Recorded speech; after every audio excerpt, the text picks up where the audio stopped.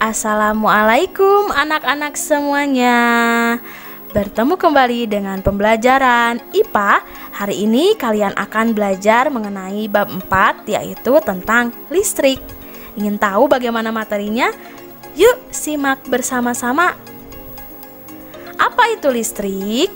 Listrik adalah salah satu bentuk energi yang banyak digunakan dalam kehidupan sehari-hari. Listrik banyak kita jumpai di rumah, di sekolah, ataupun di tempat-tempat umum. Listrik mengalir dari pembangkit listrik melalui kabel. Oleh karena itu, kita menyebutnya sebagai arus listrik. Nah, bagaimana sih arus listrik tersebut? Kalian bisa lihat gambar di samping ya. Gambar ini menunjukkan adanya rangkaian listrik. Nah, rangkaian listrik ini adalah bentuk rangkaian listrik yang sederhana yang digunakan untuk menyalakan sebuah lampu, ya. Nah, di sini ada apa saja? Ada lampu, ada baterai, ada kabel. Nah, 3 alat ini adalah rangkaian listrik yang sederhana. Oke? Nah, saklar ini nanti akan kita bahas selanjutnya. Apa itu fungsi dari lampu? Lampu adalah alat yang menggunakan energi listrik. Lalu ada baterai. Baterai itu berfungsi sebagai sumber dari energi listrik. Baterai memiliki 2 kutub, yaitu kutub yang positif dan kutub yang negatif. Lalu ada kabel. Kabel fungsinya sebagai penghantar arus listrik, ya. Nah, ini ketiga komponen ini merupakan rangkaian listrik yang paling sederhana untuk menyalakan lampu. Nah, arus listrik mengalir melalui penghantar dari kutub positif ke kutub negatif, sehingga menyebabkan lampu akan menyala. Lalu, kita akan mempelajari mengenai sumber listrik yang lainnya. Ada apa saja sih selain baterai? Nah, selain baterai, ada lagi yaitu akumulator.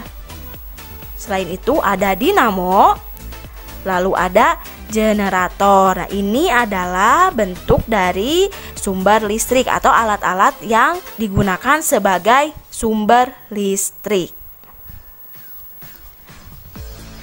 Nah, selanjutnya kita akan lanjut ke rangkaian listrik. Sumber listrik dengan alat atau komponen listrik yang mempunyai fungsi-fungsi tertentu saling terhubung akan membentuk suatu rangkaian listrik, ya anak-anak. Dalam rangkaian listrik pada bab ini, kita akan membahas rangkaian listrik yang sederhana yang digunakan untuk menyalakan lampu. Ada apa saja ya komponennya?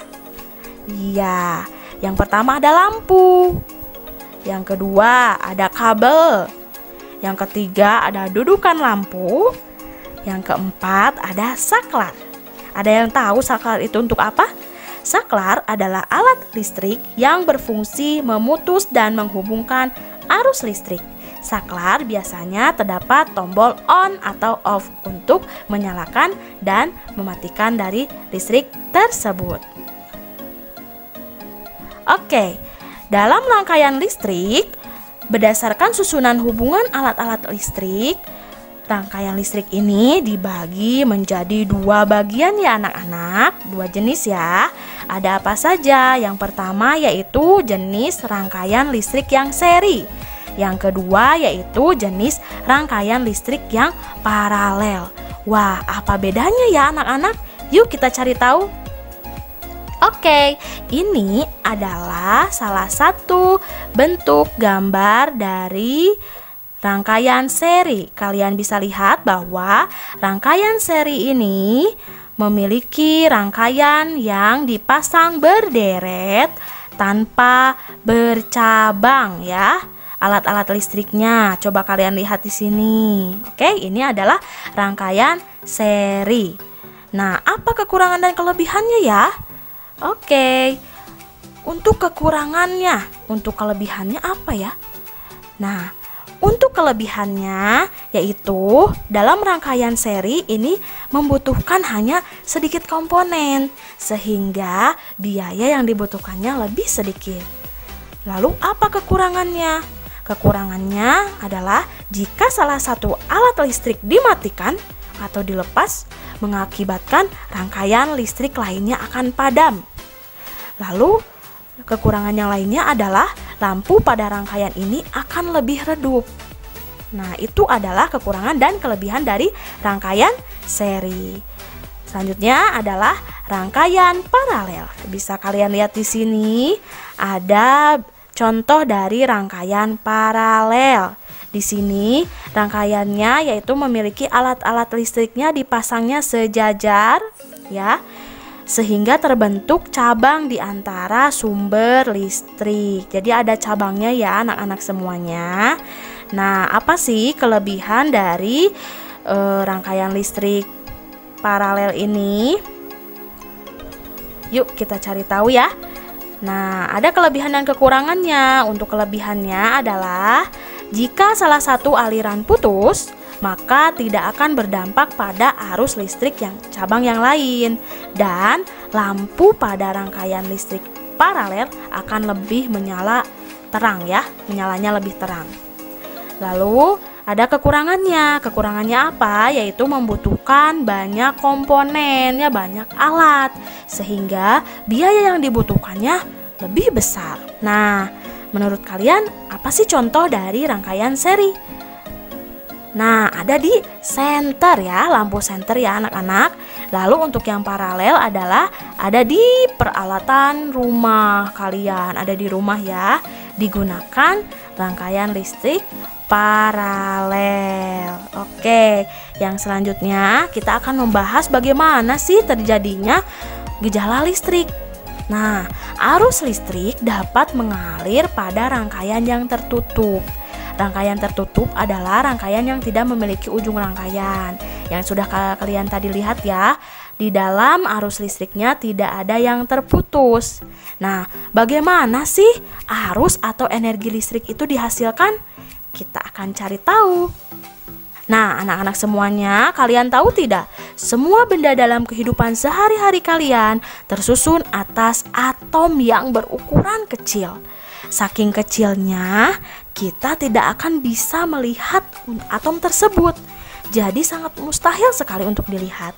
Nah, atom ini terdiri dari, ya, ada apa saja? Nah, atom itu seperti ini ya anak-anak. Atom terdiri dari, ya, elektron. Nah, elektron ini adalah muatan negatif, ya. Lalu ada proton. Proton ini adalah muatan positif, ya. Lalu ada neutron. Neutron itu adalah tidak bermuatan. Jadi, proton dan neutron ini terdapat di inti atom. Sedangkan elektron ini terdapat di luarnya atau mengelilingi proton dan neutron.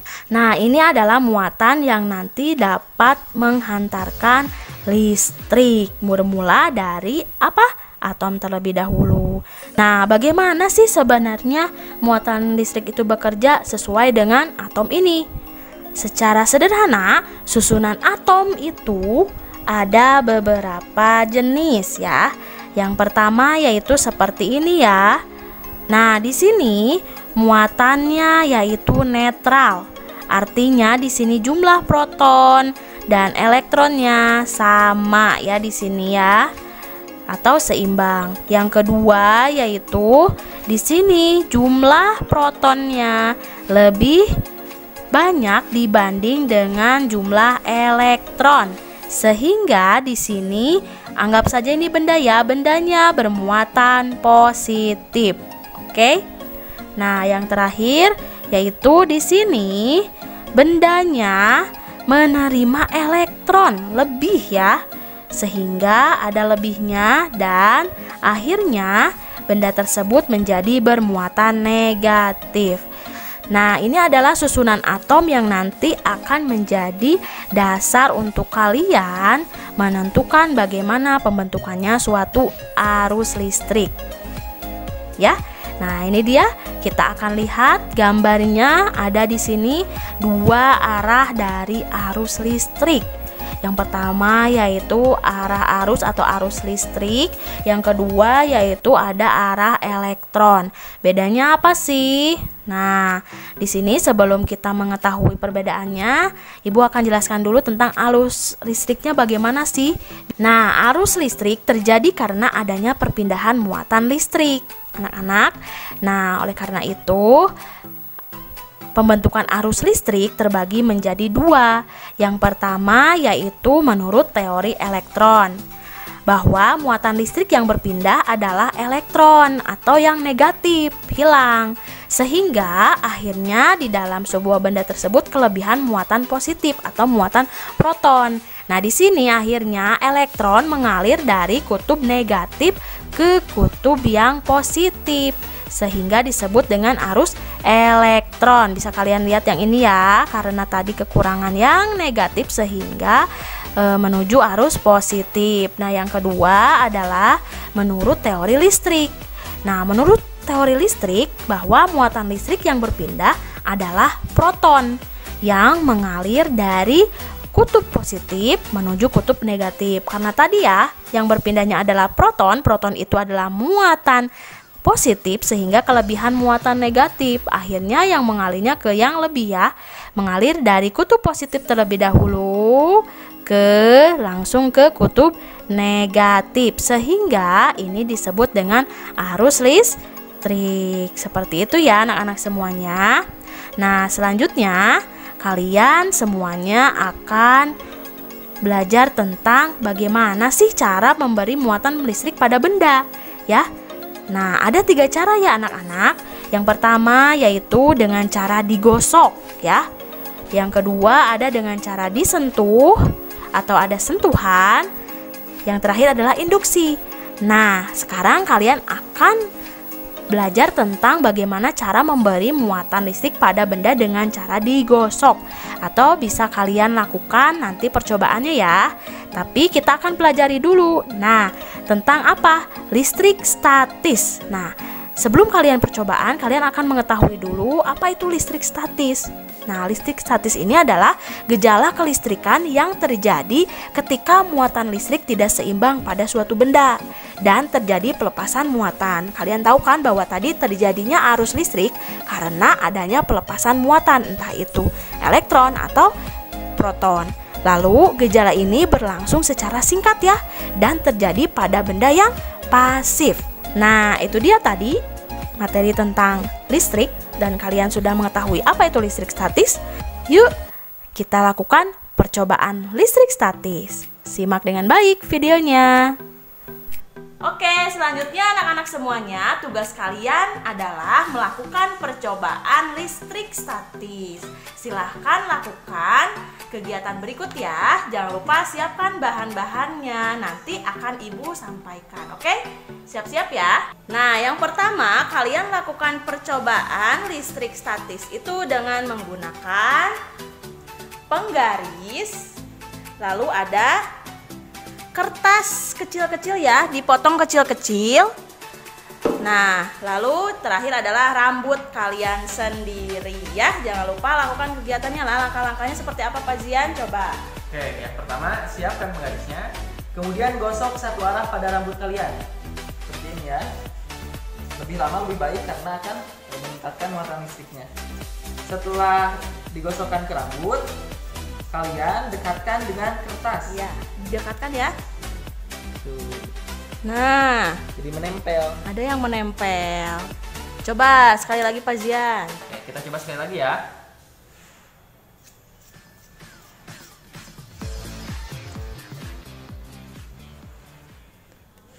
Nah, ada serpihan kertas ya, ada potongan kertas yang menempel pada, iya tuh kan, ada yang potongan kertas yang menempel pada penggarisnya. Nah, itu yang pertama. Oke, yang kedua kalian lakukan percobaan listrik statis menggunakan kain ya, kain yang seperti ini ya anak-anak ya. Kain kain wool atau kain yang biasa digunakan untuk jaket yang seperti ini. Coba di Untuk sweater. ya, sweater. Ya, sweater, oke? Ingat, satu arah.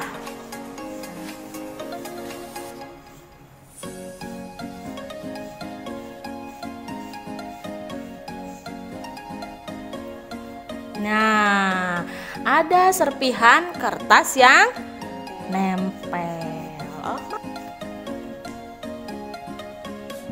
Nah, oke. Itu dia hasilnya. Ada beberapa potongan kertas atau serpihan kertas yang menempel. Ya, nah itu tadi adalah 2 percobaan yang harus kalian lakukan di rumah. Oke, terima kasih.